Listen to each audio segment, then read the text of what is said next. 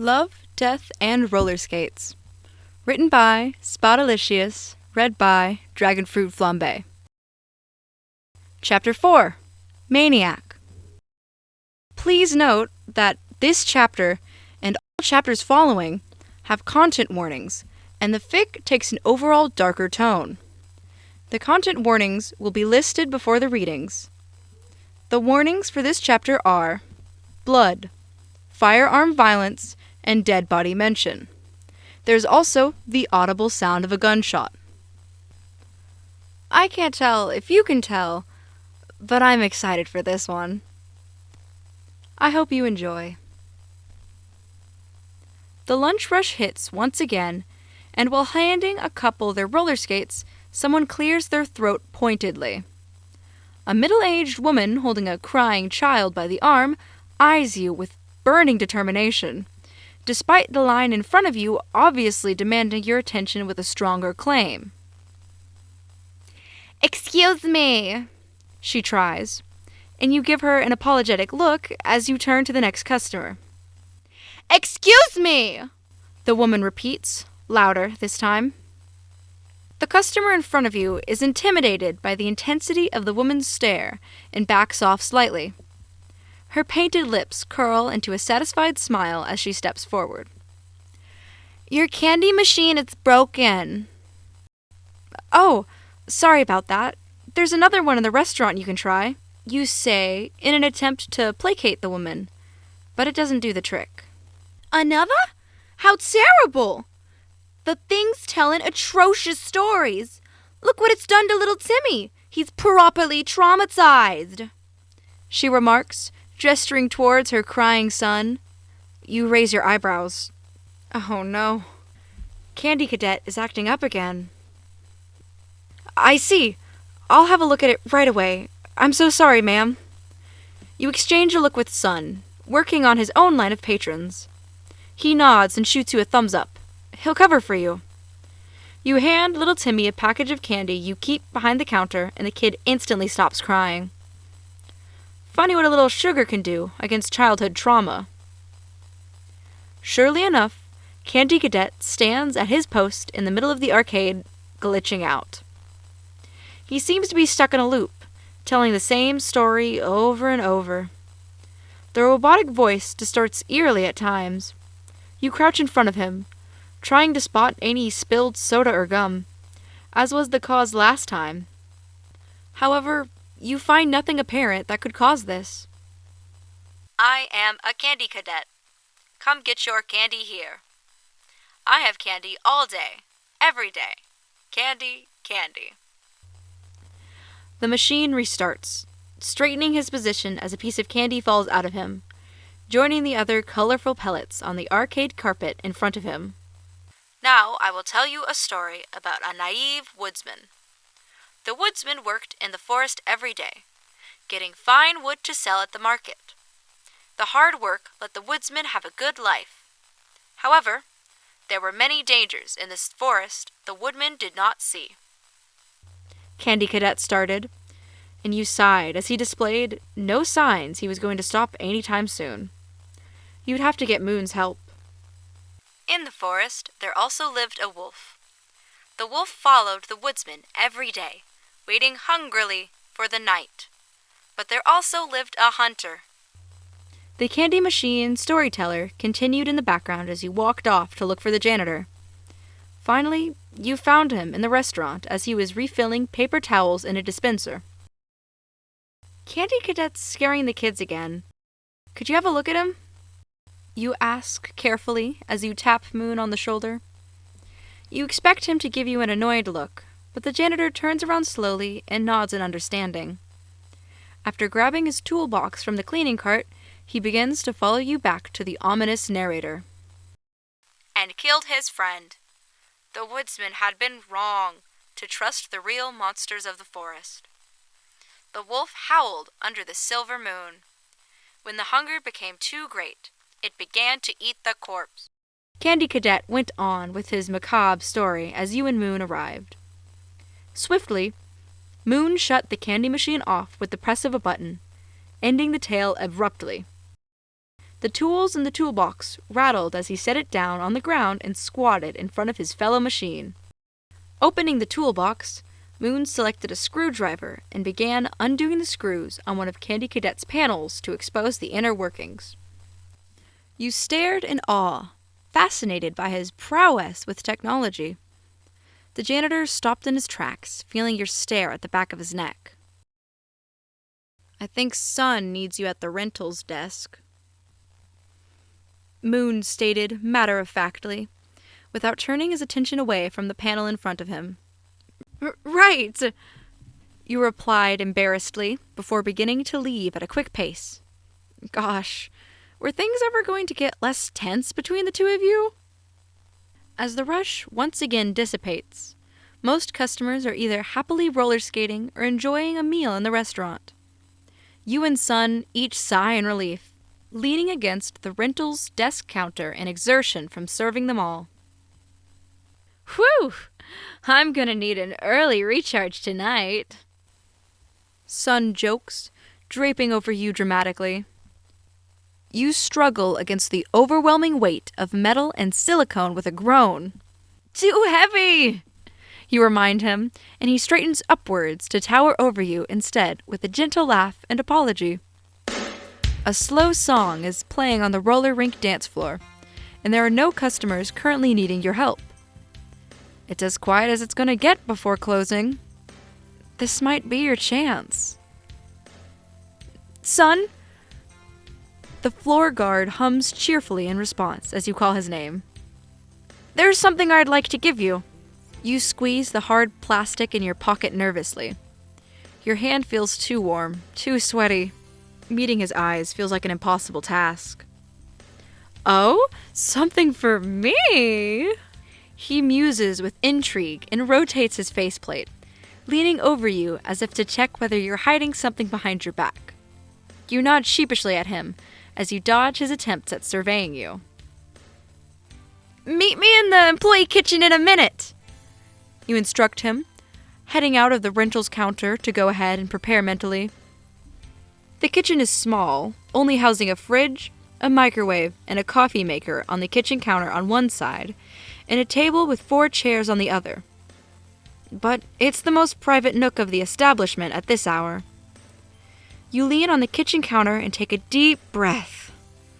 Running a hand through your hair, you take the mixtape out and look at it again. Maybe this was a terrible idea. What if Sun got offended in some way? What if you messed up your friendship? Hearing someone approach, you hide the cassette behind your back.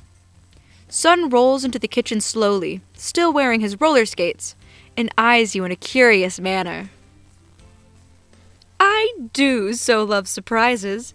I can't wait to see what's got you acting so mysterious, friend. He purrs excitedly, clasping his hands together.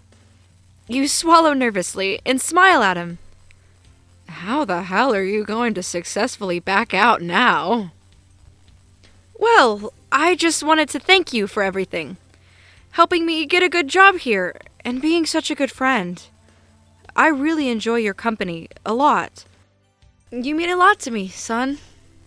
You begin, fiddling with the mixtape behind your back. It's the truth, just not all of it. You mean a lot to me too, friend. He speaks softly, skating ever so closer to you and reaching a hand towards your shoulder. As you move to bring the mixtape out, you freeze. You can't do this. You can't risk ruining this friendship. You can't start over again. You just can't. You want to stay here with him. Panicking, you slide the mixtape behind the microwave behind you as subtly as you can. That was everything! Sorry. That was kind of stupid. You say with a forced laugh, but Sun grabs the sides of your face and you go quiet. His intensely serious expression unnerves you. Do you think it's stupid to tell the people you care about that you do? He asks you, gingerly holding your face in his large, segmented hands.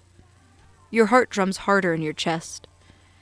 His fingers feel cold against your burning cheeks. Faintly, the slow song playing on the roller rink can be heard through the walls. No. You shake your head, still held in his hands. Then don't say things you don't mean. Sun scolds in a cold voice before he lets go of your head. You can't shake the feeling you've still managed to disappoint him somehow. As he turns his heel and leaves, you go after him. The mixtape remains behind the microwave. Closing time passes, and this time you make sure to leave before Sun throws you out. You wave each other goodbye as you head for the employee lockers. Even if you didn't tell him how you feel yet, you feel happy. He said you mean a lot to him too, after all. Shuddering in the cold night air as you step outside, you make a mental note of switching to a warmer shirt tomorrow. You put on your Walkman headset and your helmet. With a click, you press play on your regular evening cassette. Twisting the key in the lock, you turn on your Vespa and leave the employee parking lot. It's not until you're a third of the way home that you realize it. You forgot the mixtape in the kitchen. The road is empty save for you, and you sharply brake. Should you go back and get it? It's late. Way too late for you to return. But you can't risk it being found. If Sun found it, you might lose a friend. And if Moon or your boss found it, you might lose your job. The song on the cassette in your Walkman switches to Maniac by Michael Cimbello as you turn the vehicle around. A quick U-turn later, you're heading back towards the Party Planet roller rink at a breakneck speed. You don't care to park neatly, simply killing the engine and leaving your Vespa at a random spot in the guest parking lot. You don't dare drive all the way to your regular parking space, scared someone would hear you and catch you sneaking in after hours. The back entrance to the restaurant is conveniently unlocked as you carefully push it open. It's dark and quiet in the establishment as you sneak inside. The kitchen is not too far from the back entrance, just to the left and then down a short hallway. The hallway passes through the kitchen through the middle, and at the end of it, you see the light is on in Mr. Afton's office, light spilling out from under the closed door. Low voices are speaking inside. You reach behind the microwave to retrieve the cassette, but your hand fails to locate it. It's not there anymore. Your stomach feels as though filled with ice, a cold feeling spreading through your veins at the thought of it being found. The voices coming from inside Mr. Afton's office increase in volume, and you press yourself against the wall in an attempt to hide. No! William, please! You've got to believe me! The voice of a man desperately yells as the office door swings open. It sounds like something is being dragged out of the office. The yelling fills you with a different dread than before. Sorry, pal. This is the end of the line. Sun's voice replies to the panicked man. Sun? You carefully peek out from the doorway leading from the kitchen to the hallway to your boss's office. Sun stands in front of the man, who's laying on his back on the floor, crawling backwards using his legs and elbows as though his life depended on it. Something seems off about Sun. He exudes an aura of malice, grins sharper, and his eyes seem a darker gray rather than the white they usually are. You'd never noticed he had pupils before, but there they are, thin and white, just like Moon's. They are intently focused on the man before him. Sun's not wearing his usual roller skates either, just regular shoes. Also a first. Tell me, Robert, do you have anyone waiting for you at home? Sun asks as he takes out some kind of object. When he cocks it with a metallic click, the light spilling out from under the door reflects off of it, and you realize it's a gun. You raise your hands to your mouth in horror at the display before you. Yes, I've got a family. They're waiting for me. Please, let me go home to them. The man, Robert, nods frantically, and speaks in a stressed manner. He's wearing a dress shirt and a tie, and the fabric is heavily stained with sweat. See, Robert, I'll let you in on a little secret. Sun gets down on one knee in front of the man, resting his arm holding the weapon on his raised knee casually.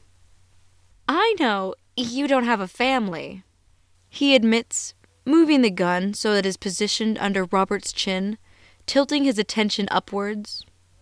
I don't like it when people lie to me, Robert. Sun tuts in disapproval, as if lecturing a child instead of the grown man in front of him. But you have a feeling the robot has something more sinister in mind than putting Robert in the dinner booth jail for the transgression. What does a robot know about something like that anyway? Robert spits back, continuing to scoot backwards and away from the floor guard, but his back hits the wall. The corner of Sun's wide grin twitches.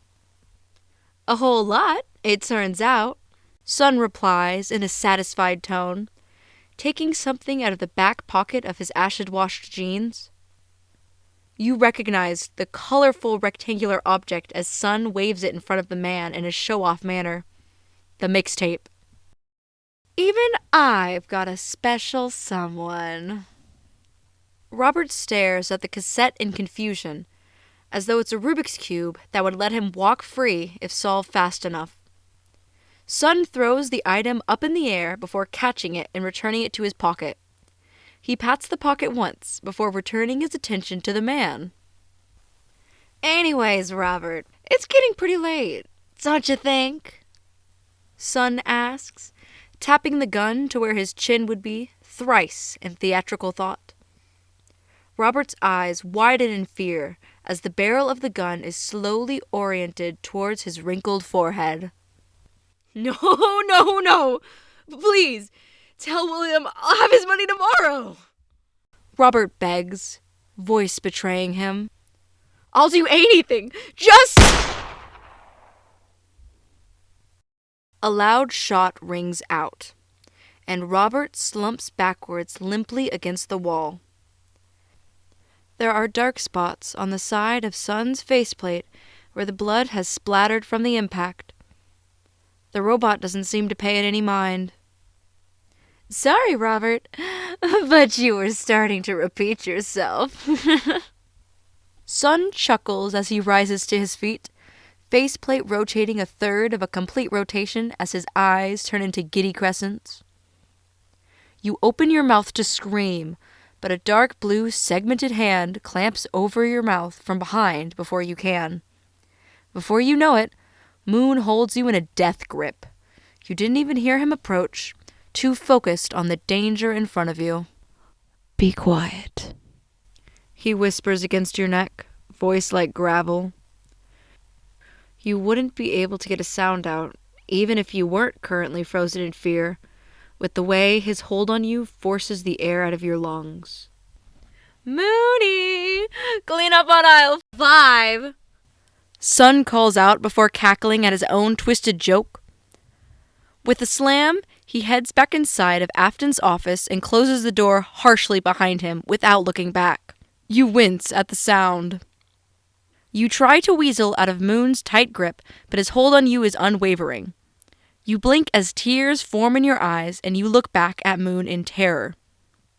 Your wide eyes meet his and your heart thunders in fear. What will happen to you now?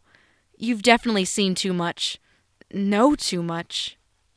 He says nothing and begins to drag you along towards the office down the hallway.